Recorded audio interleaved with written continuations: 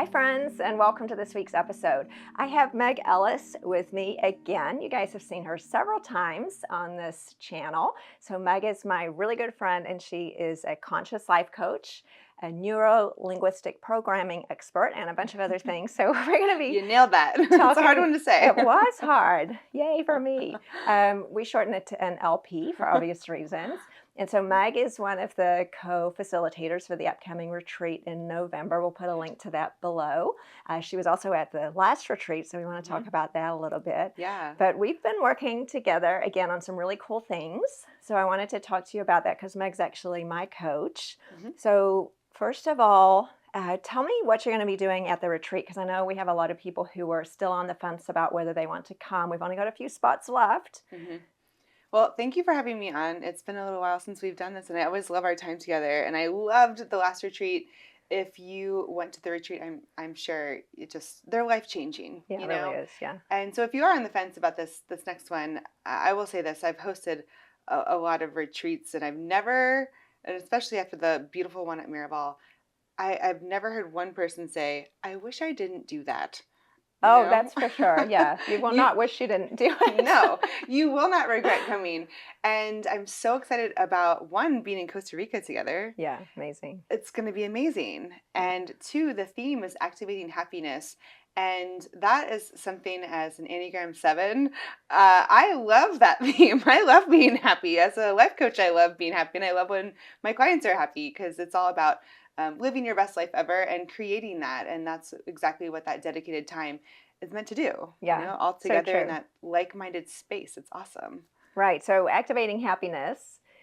Yeah, who doesn't want that? I mean, that's sort of the one thing that all humans share. I mean, arguably all living things share that one thing. Everybody wants to be happy, right? Yes. So we're going to be doing that for 3 or 4 days. And so, yes, you'll want to come. And what's a little taste of what you're going to be offering at the retreat? Because Meg's one of the facilitators. Just to remind you, we're not sitting in a classroom all day or anything like that, but you will have an opportunity to work with Meg for about an hour and a half, and then also one-on-one if you want to. So what kind of things would they be doing with you? So we'll back it up to the NLP, and we'll just stick with NLP, which stands for Neurolinguistic Programming, which is essentially a big, long way to say your mind plays tricks on you all the time. I just help you trick it back. Yeah. It's retraining your brain, retraining your thoughts, and with that comes unwiring all of the old thoughts that you don't want that might be keeping you in that state of not happiness. So if you think about it could be a big aspect of your life, it could be a small one, it could be multiple. Somewhere in your life where you're not happy, not fulfilled, you're not feeling in line with your purpose. And it's really about feeling whole, right? Because happiness can be, it's so dependent on external things. So bringing that happiness back to your whole self. Yeah. And so you can take that happiness back with you after you leave the retreat, and you can be whole with that happiness and take it into your daily life, and really just rewiring the neural synapses in your brain that can help you believe that you can be happy. Yeah, and so this isn't magic or witchcraft. It really is, because we do it together sometimes. And so what are some examples, like just using certain words or choosing to use different words? And I've had this experience. I'll share some of mine in a minute, but using different language can completely change the way I feel about something. Because when you say something when I say something over and over again, it becomes feeling very real. Like we were talking about one example, if I say, oh, I was triggered by that, or they made me feel something or other, that's going to take me down a path that's really not very helpful compared to what would be another way. Well, the thing about your words is your thoughts form your words. So if you can start to become conscious, right? Conscious life coaching is becoming conscious of the thoughts that are going on in your head and being conscious of the words that you speak, and then making sure they align with what you want. In this example of the trigger, you can say, oh, this person did this, and you're focused on what you don't want or what you don't like, what you don't have. And everything has that negative, almost an intention behind it. It does. I'm just focusing on this negativity. And I'm also focusing on something that is, again, outside of myself. They did this. They did this. The situation is this. This is the circumstance. And when things are outside of you, there's no personal power associated with Right. that. It's really giving up control to say, Yes. and I do this, I think to myself, or sometimes even say it, they made me do this, or he made me do this, or something outside me now is taking away my power. It's like, wait a second. Exactly. That's not, I don't want to give away my power. No, you want to keep your power, but we fear being, having ownership of our own power and our own circumstances and our own reactions, because we fear that responsibility is associated with blame. So, and blame is a very negative emotion. I've never ever once seen blame associated with happiness. Right? So we just actually eliminate that. Let's reframe the thought and say, no, it's all about having ownership of your life, power over your own decisions, your own outcomes, right? So if I know, if I can take control and personal power and ownership of my thoughts, from there, it's going to resonate as words. And then for these words to resonate, and this is why it's so important to be very choosy about what you say, your actions come from the words. So rather than saying that this person triggered me, they did this, where does that leave you? It leaves you focused on the problem. And powerless. Right? You can take no moves. Right. Yeah. But if you say, hey, I'm going to take ownership and responsibility, this person, actually one of my favorite quotes, and we talked about this at the last retreat, was nobody triggers you. People show you what your triggers are because they're yours. That's right. And so keeping that power within you, thank you, universe, God, source energy, whoever your higher power is. Thank you, higher self, for showing me where I'm not healed yet. That's really, really useful. And so Meg's been teaching me this, and I can say I use it most days. I'll give you an example. There's a lot of triggers. Right. Potential triggers, right? So, for example, yesterday, something happened and I felt a wave of emotion, which I could have called somebody triggered me, but I was able to remember this and go, okay, I'm feeling this. What does that show about me? Like, what happened that caused me to have this wave of emotions before I blamed the other person? I mean, I almost did. It's like you have to sort of catch yourself. you catch yourself. I did catch myself. I was so proud of myself. Good job. That's hard to do. Right. It feels hard to do. I caught myself and was like, okay, why am I feeling this wave of emotion?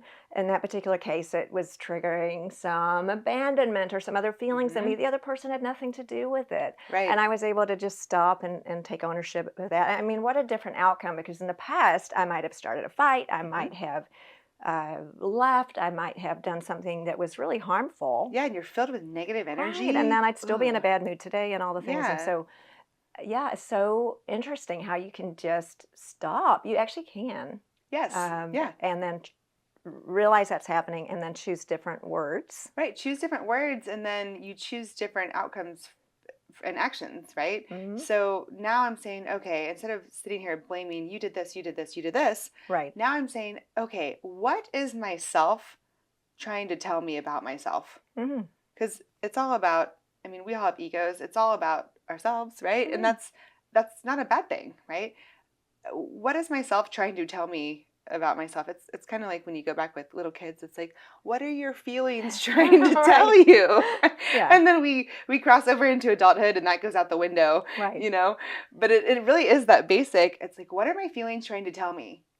Okay, let me pause. Yes. And before I, go off on someone with these hurtful words, which then that's energy, and energy transfers between people. And then now that person's absorbing that negative energy, and it's this chain effect, right? And so, okay, this is telling me I have a little fear of abandonment here. What can I do? So now we're focused on a solution. To what can I do? What can I process this? What am I not dealing with? Because ultimately that is keeping you from your happiness. Because we think if we stuff these negative feelings down and just ignore them, that they're not there. But really, they just get stuffed down and down and down and down, further down, and you're more easily triggered. Right. Because it's like it's just, ugh. I love that image. It's like a Coke can that's been shaken, and then you poke a hole in it. Right. Yeah.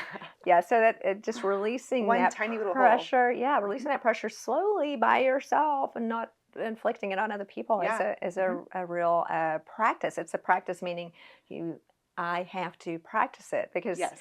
the natural course is Mhm. to do what most people do and just feel hurt and then unleash that on another person. And that's Right. just really not a way to have good relationships No, no, or to feel happy.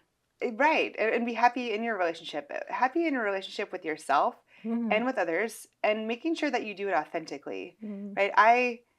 I mentioned the Enneagram. It's a personality test, and I think we always link the test down in the notes. It's a great personality test that really shows you why you do things. Mhm. And an Enneagram 7 is typically the happiest one. Yeah. But because we fear, it tells you what your motivators are, your core fear and your core desire.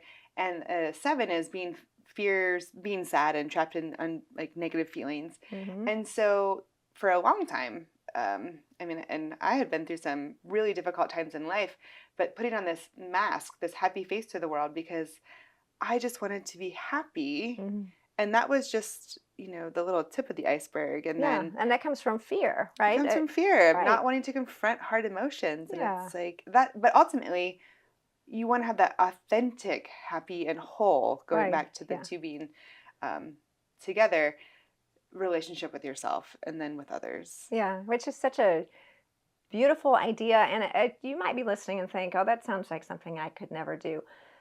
You can Mhm. actually, and it's not overnight. It's a lifelong And practice, I right? love that you said practice because, You do it every day. and that's how Uh-huh. your brain works. So NLP is all about rewiring the brain and how, let me see, how can I say this in a well, we'll call it a short little description here, but neurons that wire together fire together. Hmm. And I always describe it, you might have a negative thought or an unhappy belief about yourself, something that's causing you to not be happy, and these two neurons are like in a long-term relationship, Hmm. and they're never going to break up. They're in love. They're going to keep this negative thought for as long as you'll allow it. But then when you start thinking a new thought, these other little neurons start to fire off. And it takes that repetition of Hmm. them constantly showing up to nag these two enough to be like, you know what, honey, I'm just going to go check out what's going on over there. Oh, this happy thought. And that is how you retrain your brain. So it does take a daily practice, which is Yeah. why affirmations are huge, Hmm. meditation, visualization, doing something like a retreat that really kickstarts your deep journey with yourself. Yeah, and so I love retreats. Mhm. Obviously, I go to a lot of them. Yes. But there's something, so you can see a psychologist for an hour a week. You can have a coach periodically, or have a relationship with someone else who's helping with this maybe once a week or however often Mhm. you're able to. And that's fantastic. So please do that. There's something really special about being immersed in this for 3 or 4 days Yes. because of that repetition and just the immersion. Just like if you were learning a new language, of Mhm. course, you learn it faster if you go to France and Right. immerse yourself. So these practices are things that you literally can learn in a few days. Yes. And then we'll also be providing a lot of support afterwards so that Mhm. you can keep doing them afterwards, because the idea of this is really transformational. Now you can go to Yes. Costa Rica to have a great time, and that's, Oh, we have a great yeah, time too. there's nothing wrong with that. If the least you got out of it was just a great time at the beach, that would be Yeah. pretty good. But actually, Yeah. we're suggesting that you would actually come back from this with tools to literally be happier for the rest of your life. Right, right. It's a great Mhm. place to get the information and get the Mhm. tools, and take them out into your daily life. It's not, hey, I'm going to be happy for 4 days and then I'm going to go back to Yeah. whatever is creating this unhappy situation or circumstance in your life. Um, going back to what we said before, everything comes from within you. Mhm. So your happiness is going to go wherever you go. So you take this back, you take our tools back with yourself into your daily life and start applying them and practice. And a month in, and you're Mhm. doing all these little tiny things. It's not, we're all busy. Right. We all have lives, we all have families, we all have friends, we have commitments. It's these little things that you can change daily that over time make a big Mhm. difference. Yeah. I mean, really, yes, if you could do an hour a day, or you could do a few minutes a day. I mean, these are Yes. small things 5 minutes that a make day. a huge difference, right? Hmm. And then I like the idea of multiple times a day. A few weeks ago, I interviewed Yaniv Shanti. He's going to be Hmm. another one of the Yes. facilitators. And one of the things he says a lot that I love, and I've repeated it many times, is that every moment has everything that you need to either have a terrible time or a great time. It just Mm. depends where you put your attention, which Yeah. just And where goes you put along. your energy, you Right, know? right. Mhm. So let's talk about this energy thing because Yeah. a lot of people might think that sounds weird or woo woo, but it really is scientific. It is, Hmm. yes. And going back into that, the neurons, Hmm. right? How our brains work. And this is what fascinated me because um, I have been into, just energy, and I'll say it like this. And I'll relate this back to the retreat. When you, let's just say you're watching your favorite, I guess we'll just say like a sport, like baseball game, Hmm. and your team is winning, you feel a certain way, right? It's Yeah, an emotion, but there's energy there, right? And you're like, yeah. oh my gosh, Uh-huh. are they gonna, I don't know. I don't know much about sports. It's a bad Or analogy, just say but win. they're Yay, win. they're winning. They a home run, right? There you go. They Right. have that. Baseball. We'll do America's sport. Everybody knows about baseball. Um, they hit a home run. You're like, oh my gosh, that's energy. Yeah. But then what happens when you maybe have a small gathering at your house and there's 10 people there? Oh my gosh, that energy, you can feel it even more. Hmm. It's like that emotional feel that you have where it's connected. And that's what a retreat's like, Yeah. or imagine a stadium full of people. You're like, oh, the energy was so good. Yeah. That And really it is is true. tied to your emotions. And that's why that energy is so powerful. So when you gather in numbers, energy multiplies Yeah. and it becomes stronger. That's called like-minded thinking. And this was also fascinating to me. And when I started really learning about the brain and how it works and NLP and how you can really create your desired outcome beginning with your thoughts, it all just made sense. Hmm. And so there is a lot of science behind that. But one of my favorite quotes, we'll call it, is just, and it's an easy way to remember, where's my energy going? Hmm. Energy flows where your attention goes. Hmm. And it's, what are you focused on? Yeah, Are it you focused absolutely on the does. negative or Yeah. the positive? Right? Yeah. And Energy's going to go there. I was talking last week on this video about empty nest syndrome, and there was an author that I love. And if you watched the last one, you'll remember this particular author. Her name's Kelly Corrigan, by the way. Thank you, Kelly. Was writing about when she was ruminating in negative thoughts about missing her kids, or oh my gosh, I'm so sad, and they're never going to come home, or these other very negative thoughts. She would imagine herself as a photographer and shift her focus to something else. And I love that idea. Like, that didn't make that go away. It's just I'm not going to focus on that. I'm going to just Right. shift my lens to something that's more helpful, more positive to other people that need me. So it really is, you can just do that. Yeah. Uh, Well, it's not ignoring the problem no. either. It's shifting the focus point of your thought. And we're humans. We're meant to experience a wide range of emotions, and that's something that took me a long time Mhm. to be able to wrap my head Yeah, around. because you like being happy all the Yes, time. I like Yeah. being happy. Yeah. But again, stuffed feelings, right? Hmm. So we process them out and you can acknowledge, I'm sad right now. I miss my children. And then you acknowledge and honor that emotion, but then think back to your why. Why do you miss them? Hmm. Well, I miss them because I love them so much. Yeah. They're amazing kids and they're doing this and this and you can bring your focal point back to something positive and gratitude always. Yeah. But staying in that negative thoughts can really take you to some spiraling places, and it's hard to get out of. Absolutely. You know. Right. I mean, this sort of, you could argue, is the origin of depression and Hmm. other things that can really be debilitating. So, yeah, absolutely. None of this is suggesting just like unicorns and rainbows and No. everything's great, because life does have suffering in it. Yeah. But we're so biased to think so much about the suffering, that negativity bias, that at least give the same amount of Yeah. attention to the good stuff. Which, Exactly, because yeah. we have been automatically trained, Hmm. right? Those two neurons that are so strong. We have been trained to think that way. We automatically think worst case scenario, or Hmm. when's the other shoe going to drop, or they're not going to call me. And going, we were talking about how to use your words. It's kind of like, what unhappiness are you creating in your life and taking ownership? And I know it sounds like a lot, like I'm not doing this to myself. But Hmm. again, let's go back to, it's not about blame. It's about ownership. If I'm going to take the power, then Yeah. I'm going to take the power, right? Hmm. If I'm taking the power to change my life, I have to take the ownership of it. And it's like, what words are you saying that are supporting the outcome that you don't want? And Mm. kind of going into what we did last weekend Yes. with the lucky girl syndrome, which was Yes. fun. Yeah, yes. What words are you using that is supporting the outcome that you don't want? Hmm. That's worth repeating. Yeah. Right, because if there's any situation, there's an outcome that we wish for, that we prefer, and one that we don't prefer, I guess. Mhm.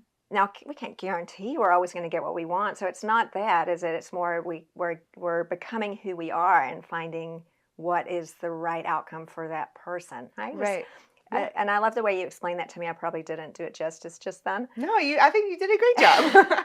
It's a lot too. So here's an example. So Meg helps all of my family with her coaching. So last weekend, it was just last weekend. Yeah. One of my daughters was in that place that you're in if you're waiting to find out what sorority you're in. Okay, so she had two choices, and one she preferred over the other, and she was actually getting herself in a bit of a tizzy about that spiral. this, right? Like, what if this doesn't work out? And oh my gosh, my life's going to be it's not going to work. And oh my God, there was actually no evidence for that. I mean, if you looked at the situation from an outsider's point of view, there was every reason why what she wanted would happen, but she was stuck in this negative spiral. And so then we started talking about lucky girl syndrome, which I don't know about because I don't follow TikTok, but they did. So what is that about this lucky girl idea? There was this huge trend going, it was a couple months back, but if you just look up lucky girl syndrome, I'm sure tons of things will pop up. But it's essentially these girls started this trend where they would walk around saying, oh, I'm so lucky, I'm so lucky. And then lucky things would happen to them. You know, they would get circumstances or situations that were very atypical, and like, oh my gosh, you're so lucky. And so it was like this, oh my gosh, is this the magical spell? Is lucky girl syndrome real? And the way it works, it actually is, because your mind, going back to, energy flows where your attention goes, but then where you put your attention, your mind looks for reasons to support what it already believes. Yes. So if you believe, oh, something amazing is going to happen to me today, then your mind is actually going to start to look for it. So really, it's about something that I thought was really interesting. We don't use a lot of our minds. We don't use a lot of our brain power and our energy. We don't tap into our full potential, but really it's because we're not looking for it, because we're so focused. We've got little blinders on of, I'm not going to get into the sorority that I want. What if they pick this other person? And that goes back into what thoughts and what words are you using that are creating the outcomes that you don't want, because it's giving power to them. Yeah. So by saying, oh, something amazing is going to happen to me today, or I'm going to get the job interview, or I'm going to find a romantic partner, by saying these things out loud, it, one, puts energy out there supporting what you actually do want, not what you don't want. And then it's actually creating a solution-based lens in your mind to actually look for opportunities. Yeah, so you'll see it when it happens. Because I think the obvious thing you might be thinking is, oh, you can't control whether they hire you or not, or in this situation, you can't control if the sorority picks you or not. But if you're showing up confident, like, I got this, I'm a lucky girl, they're going to notice that. And so I interview a lot of people for jobs, and if someone shows up and they're portraying that energy, I got this, I'm worth it, I belong here, absolutely I'm going to notice that, rather than if they show up like, oh, you're not going to hire me. Right, I'm probably not. And then, I'm not going to get this job. That energy is, I can feel it now just talking about it. And so this is really funny. So Meg had a whole bunch of 18-year-old girls singing the Lucky Girl song and saying, I'm a lucky girl, I deserve to be here, good things are going to happen to me today. And it worked. And guess what they did? And it was lovely, because it's just such a simple example. And truly, if it hadn't turned out, because they were in a space where they believed they were lucky and good things were going to happen, they would have reframed it. So, oh, I wasn't supposed to be in that one after all, or this is not the right thing for me. Or it's not so much, oh, I can wish whatever I want, magically to happen. I think for me, it's whatever happens is going to be the right thing for me. Right. And being open to getting what you want, and being open to something even better, because I'm sure, and I know I have had multiple scenarios of this where I didn't get what I wanted. Right. Yes. And I think even a year ago, this was a big one for me. So if you don't know this, I'm also a soul cycle instructor, and I was up for a promotion and I didn't get it. Mm. And I could have, and I really wanted it, Yeah, right? yeah. And I know I deserved it.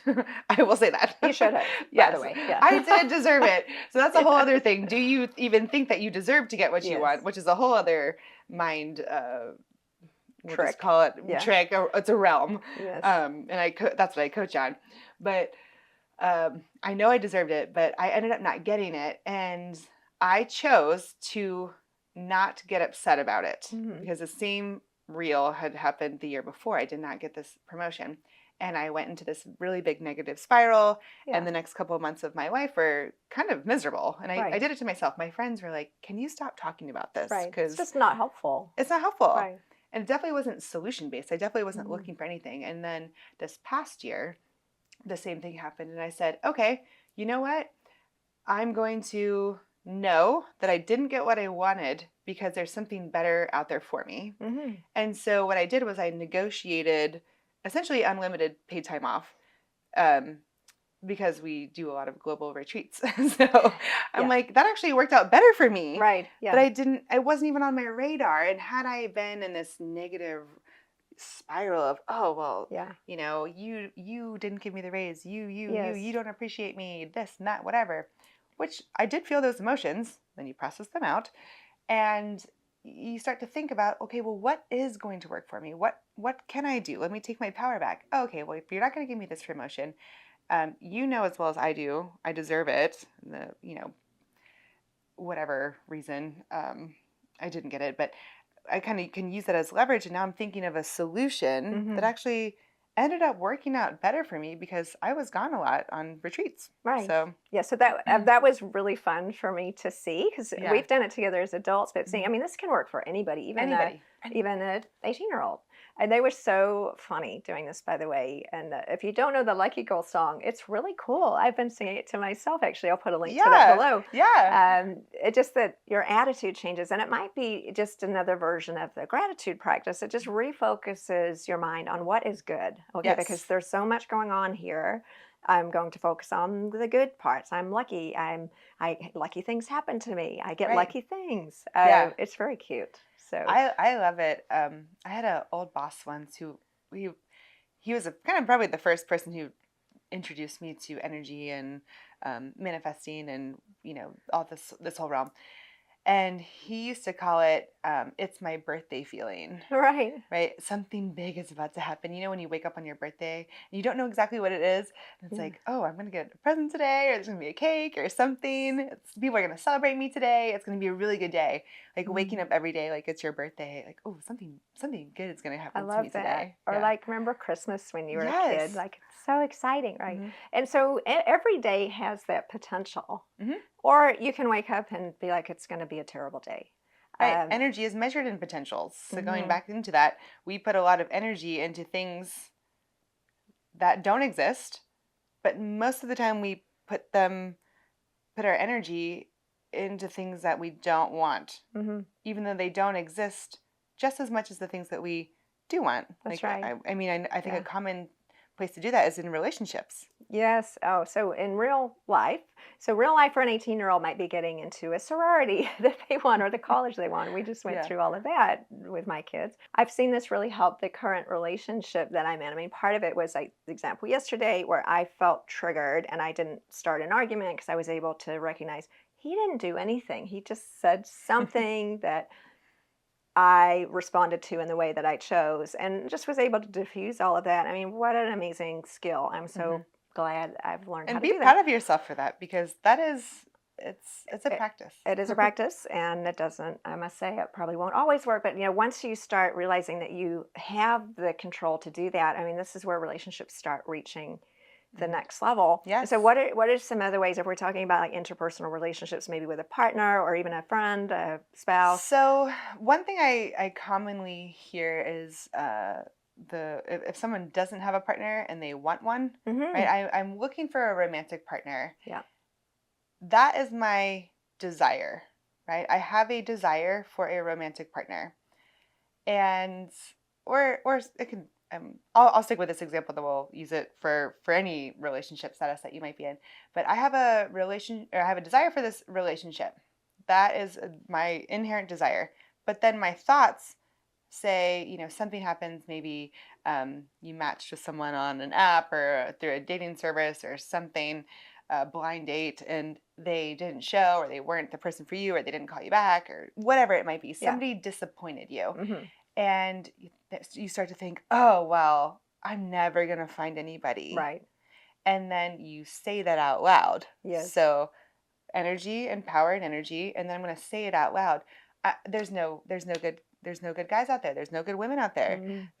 I'm never going to find anybody. I'm going to be alone forever, even if you're joking about it. Yes. You know? And then you'll look for I'm going to prove my point by, look, this happened to me. So we start looking Yes. for reasons to support it. Yes. Which we can find if we look. You always find what you look for. That's right. Yeah. So Period. now I'm sure I'm never going to meet anyone because Mhm. that just proved it. See, he didn't call me back, or he wasn't a good Mhm. guy. So that proves everybody's not good, and I'll Yeah. always be alone. Right. So you can see how this goes. It's a trickle effect. What's an alternative way to deal with that? One thing I love to, again, bring it back to self. I love affirmations. I love mantras. I actually just talked about this in a free masterclass on manifesting and using your words and your thoughts, and I'll be sure to tag that in the notes as well. If you would like that, it's absolutely free.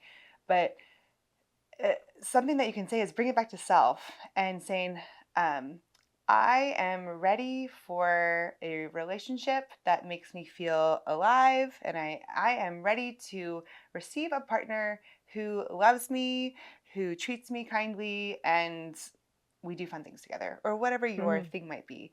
Start there and just saying, I'm ready for it. Mm-hmm. And then you can start to say things like, I know that I'm going to find it. Yeah. And you can elevate it. There's different approaches and levels that you could take with this, but you can just start saying, that person was not for me, but I know my person's out there. Yeah. That's all. Like, it can be something so simple. My person is out there waiting for me. Mm-hmm.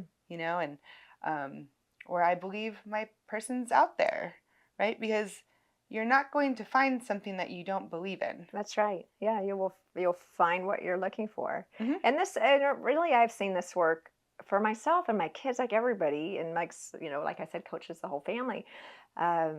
Another example that we mentioned a long time ago, I had a brief period of time where I was really disconnected from one of my adult children, and I thought it was forever. Mm-hmm. Like, she will never talk to me again. I will never hear her say, I love you. It's never going to happen.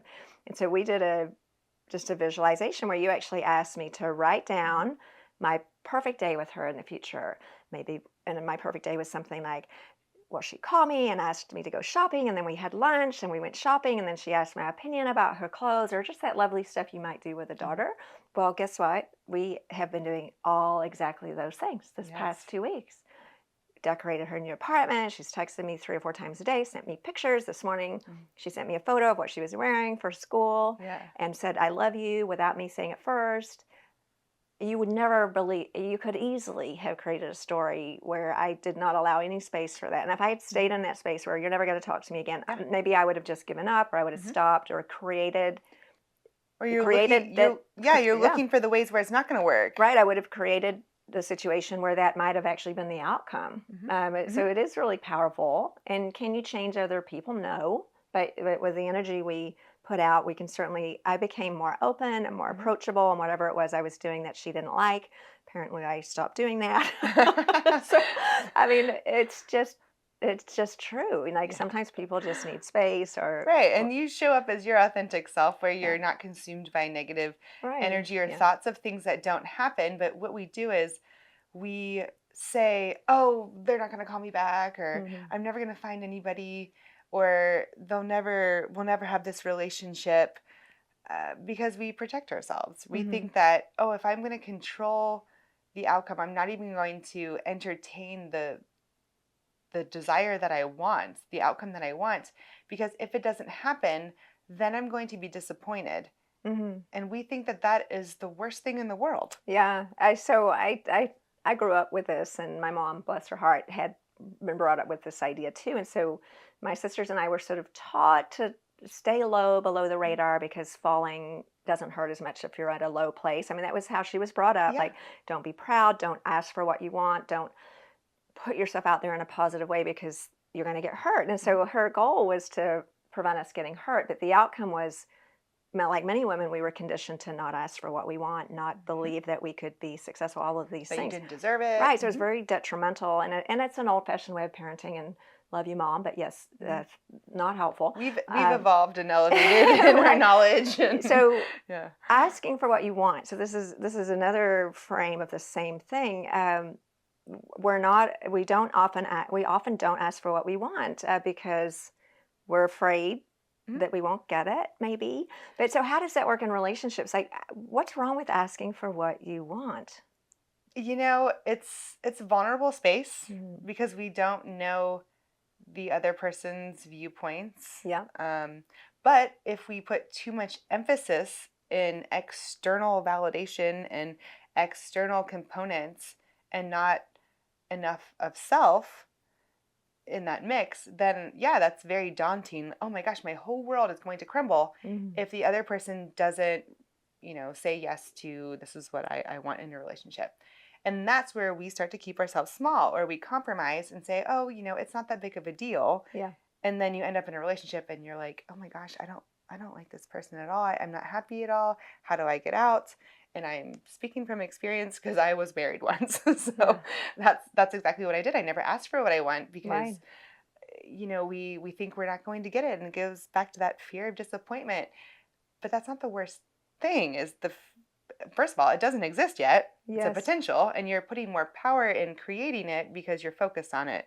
It's like, why don't you ever think about what is going to work out for you? That's right. What would happen if I asked and they said yes?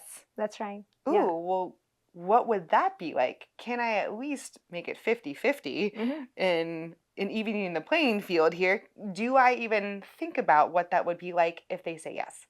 Yeah. I have this thing that I've been doing, I think I told you, of asking for outrageous things. Yeah. Because if they say no, I'm fine. And so going back to, happiness has to be sourced from inside. I have asked for some pretty outrageous things and people have said yes, like asking people to come to my retreat and they've said yes, or other things, asking, gosh, just a lot of things, asking for somebody to do something, and often they said yes. Now sometimes they didn't, and that I was totally fine. I mean, I didn't lose anything, because my happiness is not dependent on somebody external. Right. But it's amazing what you get if you ask for it, and guess what you get if you don't ask for it? It's 100% chance you're not going to get it. Right. And two things. I saw this really good. If I can find the video, I'll give it to you to link. But this guy, I saw him speak in person, and it was fabulous. But he has a TED Talk, and it's all about rejection and overcoming the fear of rejection. And it's essentially like rejection is a numbers game. So if you ask for all these things, he started hearing yes. So he started asking for all these outrageous things, and he got to do all these really cool things, like drive strangers' Lamborghinis and fly a plane and things like that, like crazy stuff. But he's like, oh my gosh, I would have never gotten to do these things if I hadn't asked for them. Now, on the flip side of this, we don't ask. And it's like, have you ever, on either side of the situation, there's absolutely nothing worse than wanting something, not asking for it, and then the person finds out that you want it, and then they're like, I wish you just would have asked. I would have done that, right. Yeah. And you're like, oh, I could have avoided this whole thing if I had just asked. That's right. And then you can't change it then, because what's done is done. But I think there's an idea too in that a lot of people like me, I love to be generous. If I knew you wanted something, I would love to give it to you, because that makes me happy too.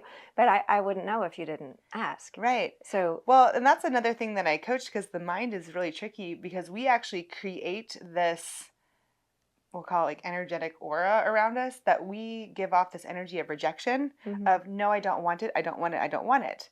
And people can feel your energy, right? I know that for sure. Somebody walks into a room mad, you feel that, right? Somebody walks in happy, you feel that too. Yes. And so you create this little aura around you of its rejection of what, like, receiving. And when you get into this overthinking reel of, oh, they're not going to give it to me anyway. I'm not going to find anybody anyway. I'm not going to do this. I'm not going to do this, and blah, blah, blah, blah, blah. Yeah. All these things that you don't want. So, well, they seem so far off, so I might as well not even ask. Yeah. I might as well not even match with this person or ask this person if they would go out with me, or I'm not going to ask my partner to do something that I think could be really good for our relationship long term. I know that can even be, I think you've done some talks on, actually recently, I think, on even asking for things that you want sexually. Yeah. Well, I can't do a recording without talking about sex. So yeah, that's one aspect of relationships that I think frequently we don't ask for what we want. And I know so many women, and I was in this group because I was married for a long time, where I was sort of enduring sex, and in my mind I wished he was doing something different, but I didn't have the energy, or I didn't want to say anything.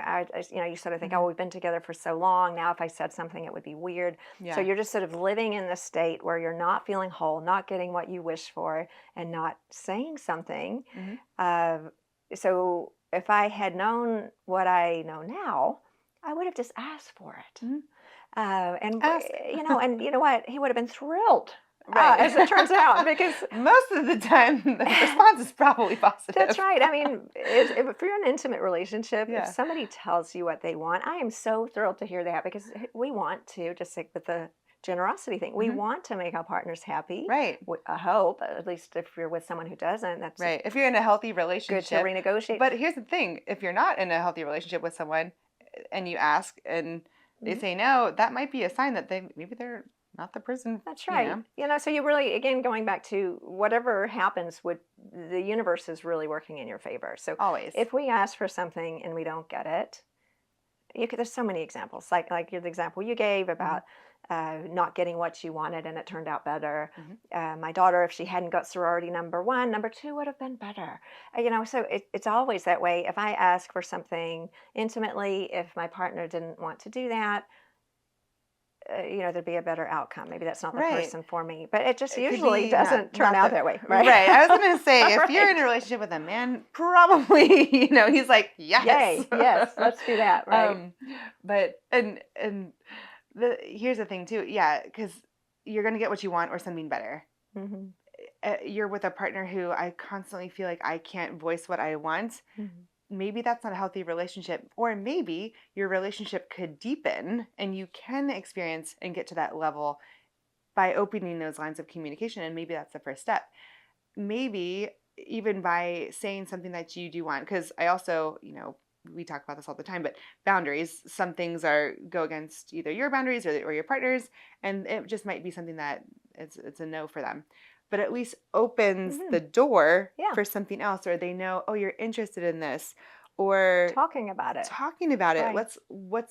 Can we find a compromise? You're not even going to find a compromise if you've never even voiced your desire. That's exactly right. Yeah. So that's I know we talk about this a lot, but just talking about sex or intimacy always makes it better, no matter what happens. So sometimes we're the one to start the conversation. I would say most frequently it might be the female partner if you're in a heterosexual relationship. So like Meg said, maybe opening that conversation can heal the relationship or deepen it. So there's really no way that's going to go in a negative direction. Right. One of my favorite things, and I think it comes from Oprah, she has this, what I know for sure, or what I know for certain. And what you know for certain is if you do not voice what you want, he's not going to know, or she's not going to know that you want it. Right. Well, that's for sure. You're not going to get it. That's the for sure. Yeah. Those are the odds, right? Going back to the numbers game, right? If you think about it from this perspective, that's the odds. 100% not going to happen.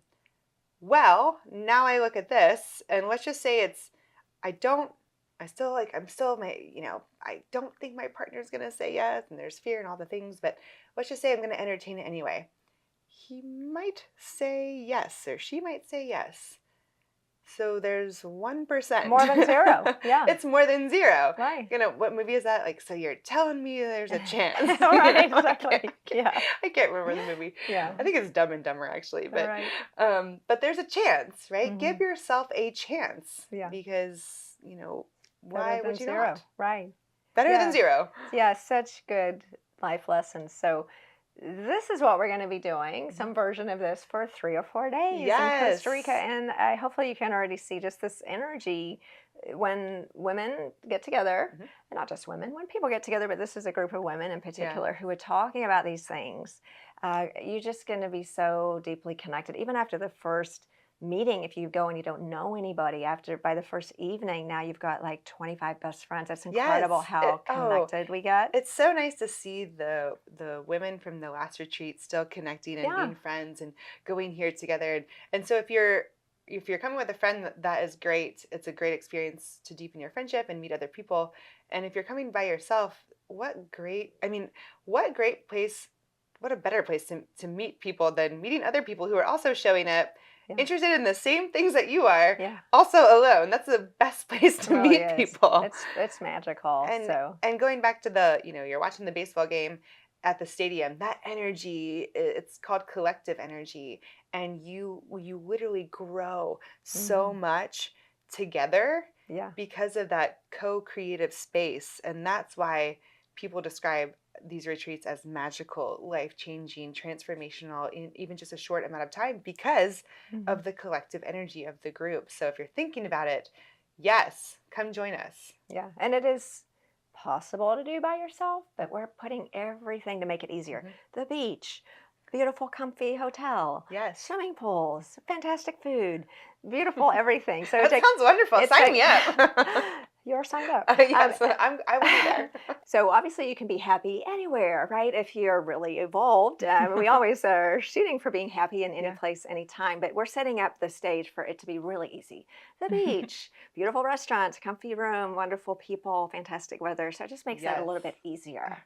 Not to say we can't be happy anywhere. Of course we can, but this is a really easy place to be happy. If you've been to Costa Rica before, Right. I mean, it's just hard not to be, right? Yeah, for so real. It's always so delightful to have you here. Thank you so much for your you. time. And of course. I would always feel better even after talking to you for a short time. So Well, I'm glad. tell us like where we can find you. And I know you're doing some really exciting new things, rebranding your website, and what's alive for you right now. It is out. So I have started. I'll make sure I list the website in the notes. But I'm coming out with tons of digital content. So self-guided programs that you can do on your own time. Because I know it's hard for people to, everyone's busy and everyone has crazy schedules. And some people maybe don't have access or the time availability to meet one-on-one with the coach. So I'm have all these digital products coming out, self-guided courses. I have that free, it's a 30-minute video, basically a free masterclass on how to manifest and starting with your thoughts and using that NLP scope and pairing it with energy. So that's what I'm working on right now. Of course, my podcast as well, which I know you are very overdue to come on. It's great, by the way. Well, we'll link to the podcast, and there was one that I listened to just last week with the girls about lucky girl syndrome and so many other really fun topics. Oh yeah, I can tag that one too. I'll link that. I'll send you that one too. And so the link to the retreats below, you can find me and Meg and several other fantastic people there. And if you like this episode, don't forget to subscribe. Always love to see those 5-star reviews if you'd like to write one. And I can't wait to see you next week.